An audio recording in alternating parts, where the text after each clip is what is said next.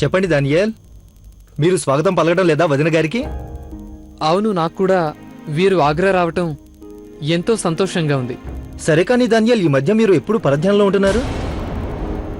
బహుశా వీరికి కూడా తన పెళ్లి గురించి బెంగ పట్టుకుందేమో. సరే దానియల్, నువ్వేం బెంగ పెట్టుకోకు. సలీం పెళ్లి అయిపోయిన తర్వాత నేను నీ సమస్యని కూడా పరిష్కరించేస్తాను.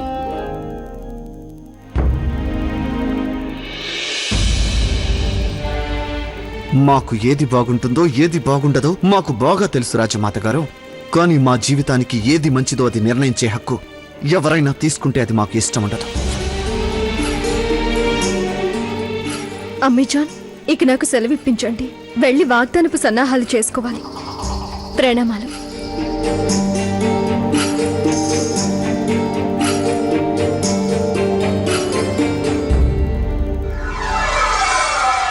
జోదా, కొంచెం ఆగు.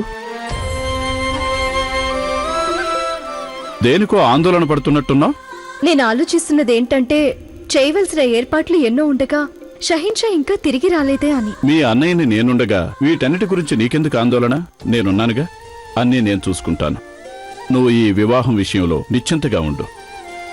అలాగే. ప్రణామాలు.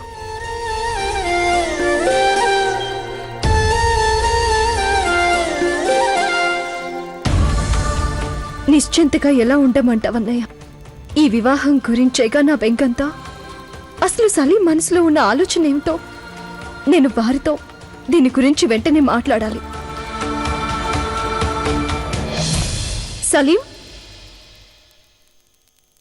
సలీం,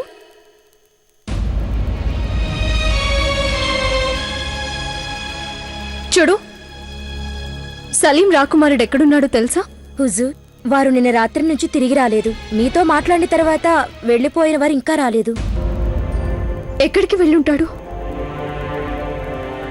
ఎక్కడికి వెళ్లారో నీకేమైనా తెలుసా? దయచేసి క్షమించండి, వారు ఏమీ చెప్పకుండానే వెళ్లిపోయారు.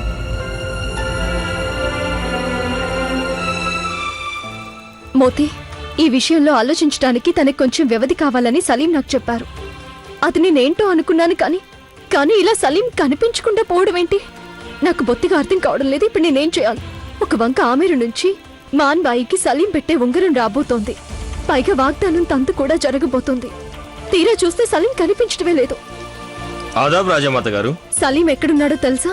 దాసు చెప్పిన ప్రకారం నిన్న రాత్రి నుంచి వారు తన గదిలో లేరు. కుతుబ్, నీ మొహం చూస్తే దీని గురించి నీకు తెలుసనిపిస్తుంది. చెప్పు, సలీం ఎక్కడున్నాడు? అదేంటంటే రాజమాత, దయచేసి త్వరగా చెప్పు కుతుబ్. సలీం రాకుమారుడు ఎక్కడున్నారు? నాకు ఆందోళనగా ఉంది.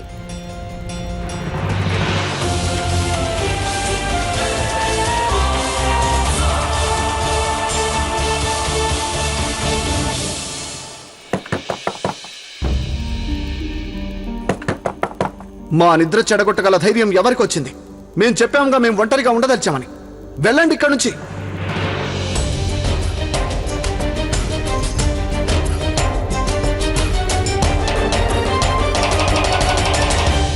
ఎవరు మీరు?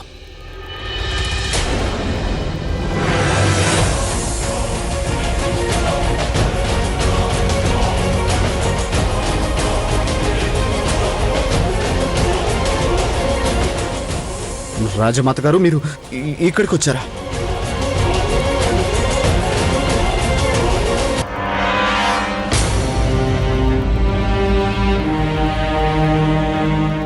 మీకు సిగ్గు అనిపించలేదా సలీం? సామ్రాజ్యానికి వారసుటై ఉండి, కాబోయే షహిన్షా అయి ఉండి, రాత్రంతా ఇలా నాట్యగత్తెలతో గడుపుతారా మీరు? అక్కడ మీకోసం కాబోయే అత్తారింటి అతిథులంతా మహల్లో వేచి ఉండగా ఇక్కడికొస్తారా మీరు? పదండి ఇక్కడి నుంచి, పదండి.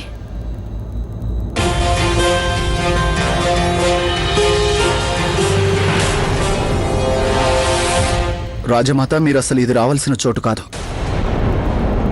ఈ చోటు అంత మంచిది కాదు. కానున్న షహిన్షా అయిన మీరే ఇక్కడికి వచ్చినప్పుడు నేను మాత్రం ఎందుకు రాకూడదు? ముందు పదండి ఇక్కడి నుంచి. అక్కడ మహల్లో అందరూ ఎప్పటి నుంచో మీకోసం ఎదురు చూస్తున్నారు. పదండి. మేము పెళ్లి చేసుకోవడానికి సిద్ధంగా లేవని ఇంతకు ముందే మీకు చెప్పేశాం. కానీ ఇక్కడ ఇలా రాత్రులు నాట్యగతులతో గడపడానికి సిద్ధపడ్డారా మీరు? ఇప్పుడు ఇలా వాదించడం వల్ల ఎలాంటి ప్రయోజనం ఉండదు. ముఖ్యమైనది ఏమిటంటే, ప్రస్తుతం మేము పెళ్లి చేసుకోదలుచుకోలేదు. అలా మీరు నిర్ణయించుకుంటే ఏం జరుగుతుందో తెలుసా మీకు సలీం? మాన్ బాయ్ జీవితం బతుకుండగానే నరకప్రాయం అయిపోతుంది. ఈ సామ్రాజ్య వారసుడే తనతో పెళ్లి సంబంధం తిరస్కరిస్తే ఇక తనని ఎవరు పెళ్లి చేసుకోరు. నేనిప్పుడు తల్లిగా మీ ముందుకి రాలేదు సలీం. నేను ఒక స్త్రీగా మీ ముందు నిలబడున్నాను. వేరొక స్త్రీ బాధ గుర్తించగల స్త్రీగా వచ్చాను నేను ఇక్కడికి. ఈ రోజు వరకు ఆడవారి గౌరవ ప్రతిష్టల కోసం నేను ఎప్పుడూ పాకులాడుతూనే వచ్చాను. అలాగే ఇప్పుడు కూడా స్త్రీల గౌరవం కోసం నేను ఎంత దూరం వెళ్ళడానికైనా సిద్ధంగా ఉన్నాను.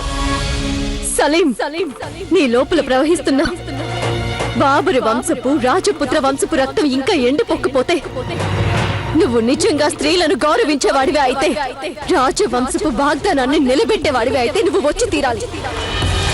నేటి సాయంత్రం లోపల వాగ్దానపు తంతుకి నువ్వు హాజరవ్వాలి. లేదంటే మాన్ బై సంగతి అలా ఉంచు. నేను కూడా నిన్ను ఎన్నటికీ క్షమించబోను. నేను నీకు తెలియజేస్తాను. గౌరవానికి అర్థం తెలిసేలా చేస్తాను.